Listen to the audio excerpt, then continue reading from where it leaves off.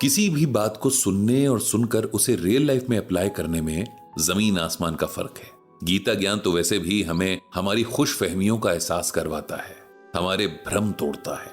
आज ब्रजभूषण जी और पंडित जी ब्लॉग लिखते हुए यही सोच रहे थे कि हम इंसान भी कितने अजीब हैं कि जो हमें सही रास्ता दिखाए उससे दूर होने लगते हैं, उसे मुश्किल बताकर उससे कतराने लगते हैं। अगर इस एक चीज को इंसान ठीक कर ले तो बहुत कुछ अपने आप सही रास्ते पर आ सकता है। पंडित जी को आज एक इनविटेशन मिला है। ये इनविटेशन उन्हें एक रिहैबिलिटेशन सेंटर से मिला है, जहां उन्हें टीनेजर्स को गीता ज्ञान का सेशन देना है। ये टीनेजर्स वो हैं जिन्हें ड्रग एडिक्शन है और जो इस एडिक्शन से बाहर निकलना चाहते हैं। इस इनविटेशन को देखकर पंडित जी को बिल्कुल भी खुशी नहीं हुई, क्योंकि वे कभी भी नहीं चाहते थे कि कोई भी इस तरह नशे के आगे मजबूर हो और अपनी जिंदगी का कीमती वक्त इस सब से बाहर आने में ही निकाल दे। वे तो चाहते हैं कि कोई भी किसी बुरी आदत में पड़े ही ना, लेकिन किसी के चाहने भर से क्या हो सकता है, ये तो सोसाइटी के कलेक्टिव एफर्ट्स पर डिपेंड करता है। खैर, किसी ने इतनी इज्जत देकर बुलाया है और ये मामला भी उस यूथ से जोड़ा है जिसके हाथों में सोसाइटी का फ्यूचर है, तो उसे गाइड करना, उसकी लाइफ को थोड़ा और बेहतर बनाने में कंट्रीब्यूशन करना तो बहुत बड़ी ड्यूटी है। जिस दिन पंडित जी रिहैबिलिटेशन सेंटर गए, उस दिन उन्हें घर से पिक करने के लिए सौरभ नाम का लड़का आया। वो सेंटर में ही पार्ट टाइम जॉब करता था। पंडित जी को उसका नेचर बहुत अच्छा लगा। उन्होंने पूछा कि वो सेंटर में कब से काम कर रहा है, तो सौरभ ने बताया कि उसे सेंटर से जुड़े हुए 5 साल हो चुके हैं और अब तो ये सेंटर उसका सेकंड होम बन चुका है। सेंटर से जुड़ना कैसे हुआ, इस बारे में सौरभ ने बताया कि 5 साल पहले उसने अपनी कुछ गलतियों की वजह से अपने हाथों अपना जीवन नर्क बना दिया था। तब सेंटर के काउंसलर रविंद्र सर किसी फरिश्ते की तरह मेरी जिंदगी में आए और उनकी बदौलत आज मैं एक इज्जतदार जिंदगी जी रहा हूं। क्या हुआ था आपके साथ, पंडित जी ने सौरभ से पूछा। मैं नशे का ऐसा आदी बन चुका था कि मेरा वापस नॉर्मल लाइफ में लौट पाना लगभग इम्पॉसिबल था। ओह, ये सब हुआ कैसे, पंडित जी ने पूछा। सौरभ ने बताना शुरू किया। मैं एक ऐसी फैमिली से हूं जहां पैसा और आराम भरपूर है, लेकिन इंसान को सही मायने में जीने के लिए जिस प्यार और खुशी की जरूरत होती है वो नहीं है, सौरभ ने कहा। मेरे फादर एक बहुत बड़े आर्किटेक्ट हैं और मेरी माँ अपना एक बुटीक चलाती हैं। मेरा एक छोटा भाई भी है। माँ बाप हमेशा अपने काम में बिजी रहते थे। मैं और मेरा भाई आया और नौकरों के भरोसे बड़े हुए। हम दोनों हमेशा अपने पेरेंट्स का इंतजार ही करते रहते, क्योंकि जब मॉम घर पे होती तब डैड नहीं होते थे और जब डैड होते तब मॉम नहीं होती थी। बचपन तो किसी तरह निकल गया, लेकिन थोड़ा बड़े होते ही कई तरह की प्रॉब्लम्स हो गई। माँ बाप के बीच झगड़े बढ़ने लगे, जिसका सीधा असर हम दोनों भाइयों की मेंटल हेल्थ पर पड़ने लगा। मैं हमेशा से ही ज्यादा सेंसिटिव था, इसीलिए मैं इस सबको ज्यादा महसूस करता। पेरेंट्स की अटेंशन पाने के लिए मैं बहुत सारे उल्टे सीधे काम करता, झूठ बोलता और कभी कभी तो स्कूल ना जाकर मार्केट चला जाता।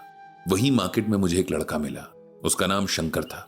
एक ही दिन में हमारी अच्छी खासी दोस्ती हो गई थी। वो एक शॉप पर काम करता था। उसने मेरी दोस्ती अपने दोस्तों से भी करवा ली।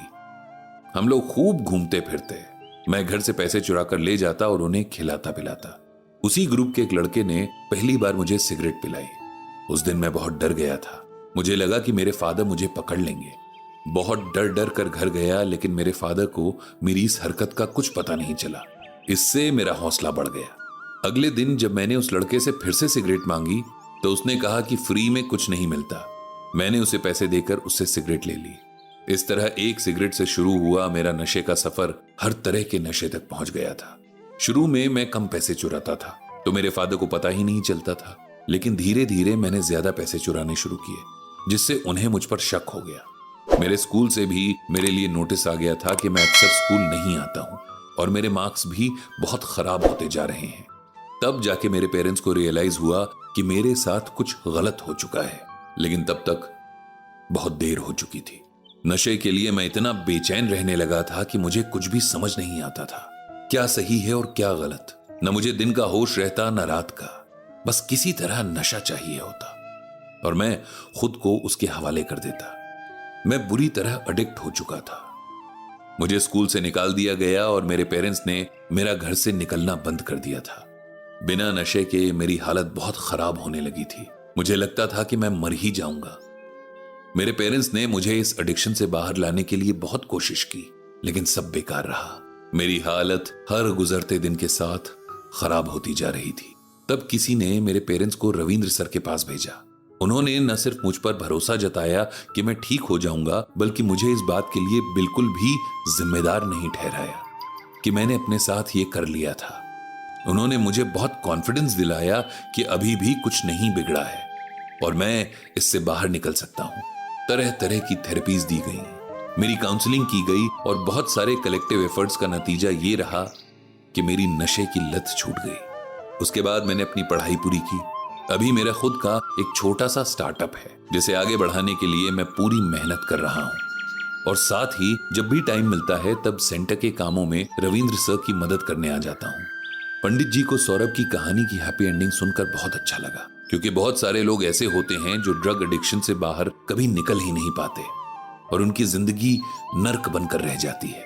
उन्होंने बड़े प्यार से कहा, सौरभ, मुझे खुशी है कि आप एक गलत आदत से बाहर निकल पाए और अब बाकी लोगों को भी इससे बाहर निकालने में हेल्प कर रहे हैं। गीता में भगवान श्री कृष्ण ने कहा है कि ये ही संस्पर्शजा भोगा दुख योनय एवते आद्यंतवंतः कौन्तेय न तेषु रमते बुधः। भगवान श्री कृष्ण अर्जुन से कहते हैं कि हे अर्जुन, इंद्रिय और भौतिक विषयों के संयोग से मिलने वाले भौतिक भोग विलास शुरू होकर समाप्त होने वाले होते हैं। मतलब थोड़े समय के लिए होते हैं ये और सभी दुखों का कारण है। इसीलिए हे अर्जुन, समझदार इंसान इनसे दूर रहते हैं। इसे सिंपल वर्ड्स में इस तरह से समझिए कि इंद्रियों यानी कि हमारी सेंसेस, जिनमें कि टच, स्मेल, टेस्ट, साइट और साउंड शामिल है, इनका बेसिक नेचर ही ऐसा होता है कि इनकी भूख कभी खत्म नहीं होती और जंगल की आग की तरह बढ़ती ही जाती है। जो इंद्रियों के सुख के ऊपर बहुत ज्यादा डिपेंडेंट होते हैं, उनका किसी न किसी तरह के एडिक्शन का शिकार होने का चांस ज्यादा होता है। ड्रग एडिक्शन भी इंद्रियों के ऊपर डिपेंडेंसी का ही एग्जाम्पल है।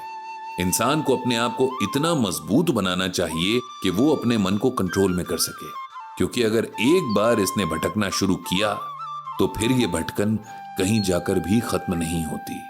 नशा चाहे ड्रग्स का हो या सत्ता का, अपने शरीर की सुंदरता का हो या अपने सोशल स्टेटस का, कोई भी नशा कभी भी किसी का भी भला नहीं करता है, उल्टा इंसान को बर्बादी की तरफ ही धकेलता है। इसीलिए जितना हो सके इससे बचना ही चाहिए। पंडित जी ने मन ही मन भगवान श्री कृष्ण से प्रार्थना की कि सबके मन को इतनी शक्ति दें कि वो इस बुरी आदत से बच कर रहें।